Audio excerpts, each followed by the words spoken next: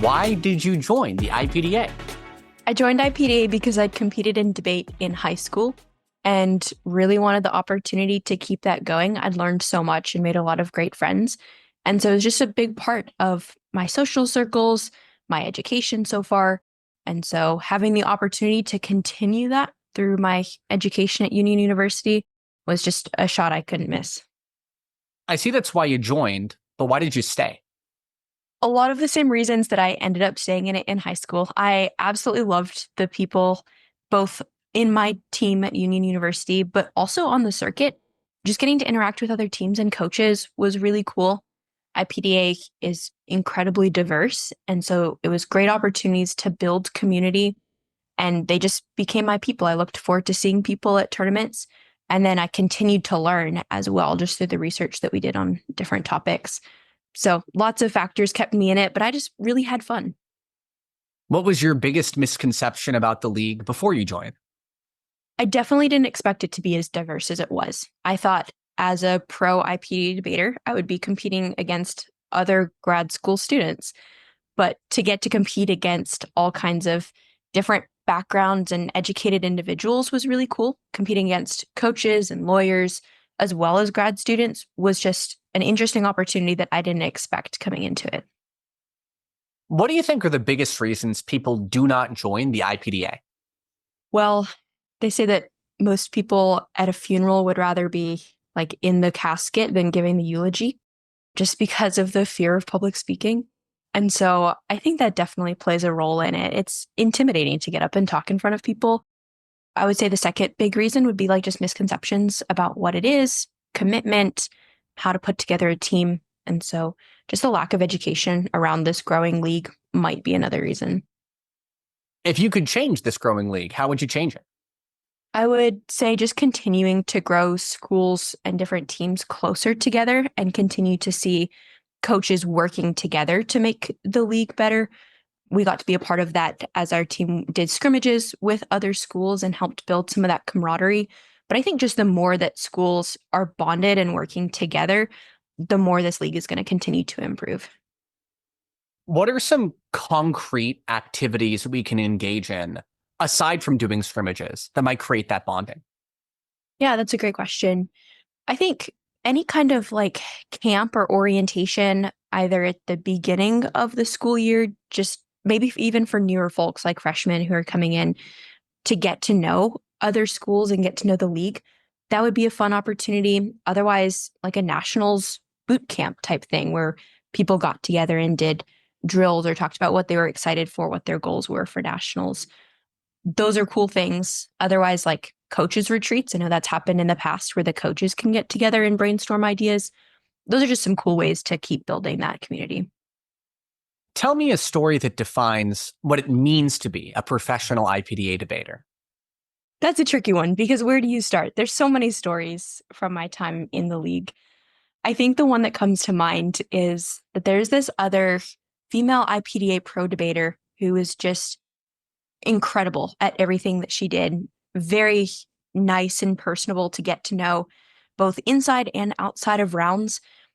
When you faced her inside of rounds, it was intimidating. And so I remember the first time I competed against her, just being so intimidated just by her reputation and being encouraged even by her before the round that we were just going to have fun, feeling like in some ways she was almost on my team rooting for me to do well in it. And I was surprised by that as a newer IPDA debater, that it wasn't just about the competition. And I didn't really have a reason to be afraid. And I went in and it was one of my favorite rounds, incredibly fun, very down to earth. And then we walked out of that round and just became closer friends because of it. Like the result didn't even matter once we'd walked out. And we continued to cheer each other on throughout the 3 years that I competed in the league. She was one of my biggest supporters and fans. I was one of hers. And that was just a cool thing that I think really does define what the league is about and just puts this range of experiences that I've had into one single picture. Would you like to give her a shout out by name? Lindsay Alley Duty. What unique approach did you bring to the IPDA? In other words, if a judge is voting for Elaine, why are they probably voting for Elaine? Yeah, well, my background's in Lincoln Douglas debate, which is one of those styles that's more person-centered, where you really tried to focus on communicating well with the judge what they would like to hear to help convince them, rather than just presenting a ton of evidence because that's what you do. And so my style was really just trying to be authentic with the judge, making consistent eye contact, stepping away from the podium, making it feel like there was not a debate case standing between me and my judge, but rather we were on board and just trying to move toward the same goals together. And I think that's fairly authentic when it comes to debate. What's your proudest moment, either as a competitor or as a coach within IPDA? I think my proudest moment was when I was competing at a tournament with my team on board, and I just got to see a lot of teamwork throughout this tournament. But I had to step away from the prep time for almost the entirety of the prep because of a situation that came up. And I kind of just asked my team, like, will you help me brainstorm ideas? And in the very little bit of time that I had remaining in prep, my team surrounded me and just helped me brainstorm and listen to my ideas on a case I was going to run. And I walked in feeling just as prepared as if I'd had the entire amount of prep time. And I just remember after that round feeling so proud of the team that I was a part of and how quickly the smartest people that I know came together to help me brainstorm a case really quickly. And yeah, it just made me so proud to be a debater at Union University. Do you remember what topic that was? I do not remember what topic. I know that it was at the Conway, Arkansas tournament in the spring of 3 years ago. And are there any topics where you felt like you had enough subject matter expertise that when you drew the general sort of topic, you thought, I'm going to go for this topic, I'm locked in? Yes. Now that I'm out of the league, I'm happy sharing what topics I go to most consistently because I know that can be a strategy piece. Philosophy was one of my passions. And so anything involving ethical dilemmas or like the trolley problem was one of my favorite topics. I was able to pull from just a depth and breadth of philosophy knowledge to go into those rounds. And then my major was business and social work. So a lot of things related to that as well, I would lean toward. On the trolley problem, in surveys, about 90% of people would pull the lever to divert a trolley and save 5 people. About 70% of philosophers would also pull the lever. In the generic base case trolley problem, what would you do? I would pull the lever. What's the best reason why? I think looking at consequentialist ethics in this case, you save the most lives. And I think there's ways to justify it using deontology, but those are a lot more complicated than we have time here to explain. What is your proudest accomplishment that you earned outside of IPDA because of what you learned inside of IPDA? Yeah, debates taught me a lot of skills that I find myself using on a daily basis in the job that I have now, but even before this. But the coolest thing right now is that in my job, I get to help write polygraph questions for individuals who are on probation just to be able to determine how to best help them in treatment. And so my experience in debate helped me think through what's the end goal here? What are the answers we want to get? And how am I going to ask those questions without people feeling attacked or accused? And I use that same strategy now when writing polygraph questions for these individuals to be asked, just to be able to help them shape treatment moving forward in the program. And that's something that I think is absolutely wild and so cool that I get to do. Let's say I'm a mid-career professional, perhaps 25 to 45 years old. I'm considering doing Toastmasters. I'm considering getting private speech training, and I hear about IPDA. Why should I focus on using my limited time in IPDA as opposed to the alternatives? Yeah, good question.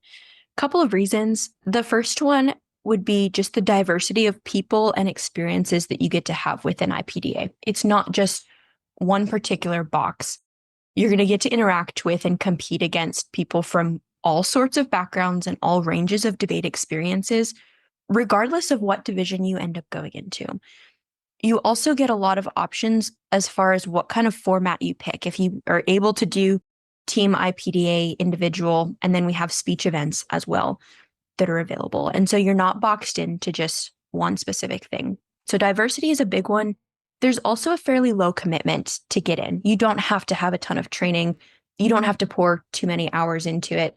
And there's not a ton of upfront fees. It's very accessible. And so if you are just trying to get your toes wet in some form of public speaking or competitive debate, IPDA is a really good place to start. Any questions for me, the host? And I remember competing against you in one debate round, but do you remember anything from that round that stood out for you about, just getting to compete and match our styles? Yes, I remember a prelim round and a final round. In the prelim round, I think that I was very pleased with how clear you were on taglines, not only of major points, but also of sub points. This is something that your team, Union, was very focused on coaching their students to excel at, which means that you're not just saying something like, let's go to their argument is wrong. You'd say something like, on their first case, no impact. Remember, no impact. Then you would explain that. And the reason that's a good strategy for those who aren't aware is you're trying to prime your judge to write down those specific words as they're taking notes. So you're giving them instruction to then write, I rejected this point because there was no impact when they fill out their ballot later on. I think you were the first debater that I focused on debating in pro who was obviously set on having a very clear structure, not just at the start, but throughout the entire debate, which meant the rounds were easier to follow. I also, focusing on the final round, appreciated your integrity as a debater, because when things get very heated in a contentious final, it's kind of easy to try and deny that an exchange happened if it did happen before. And we were debating about the privatization of NASA, as I recall. One of the issues that came up in the round was a big picture study about whether privatization writ large is net beneficial or not. I'd found a meta-analysis on the point. It would be very easy to say, I don't believe the meta-analysis, or you're making this up, or try and take out a silver bullet piece of argumentation with a bunch of bluster. And I think that lesser debaters would have done that. You tried to still win the round by saying, assume all of this is true. I'm going to try to outweigh in a different way in the rest of the round. So the combination of clarity and integrity set you apart as a debater in my eyes. I appreciate hearing that. I didn't remember the finals round, but as you're explaining, it's coming back. And I did really enjoy that clash. Thanks. Cool. Any other questions or thoughts? I don't think so. Alrighty. In that case, a closing comment moment. The last thing you want to say when we're wrapping up this podcast. Yeah, I would say if anyone's listening and is considering debate in general, go for it. You got nothing to lose. It's not going to do any harm in any way to just try it out. Whether that's to add like a background to your resume that says, yeah, I've competed in forensics and I know how to present and communicate well, or if it's just for the friendships you could make. There's so many benefits and just no harms to doing it. So I would make a case for you joining debate. And if you're looking at IPDA specifically, again, go for it. It's a really cool community. If you want a practice round, I would say hit up Iain first. He's an incredible debater and lots of fun. And so any chance you get to debate Iain, maybe not at a tournament or at a tournament, I would say do that. And if you want experience, I'm also free. I'm out of the league right now, but would love to jump back in with any kind of scrimmage or practice round. And so Iain can for sure get you my contact information, and I would love to speak to you more about joining IPDA.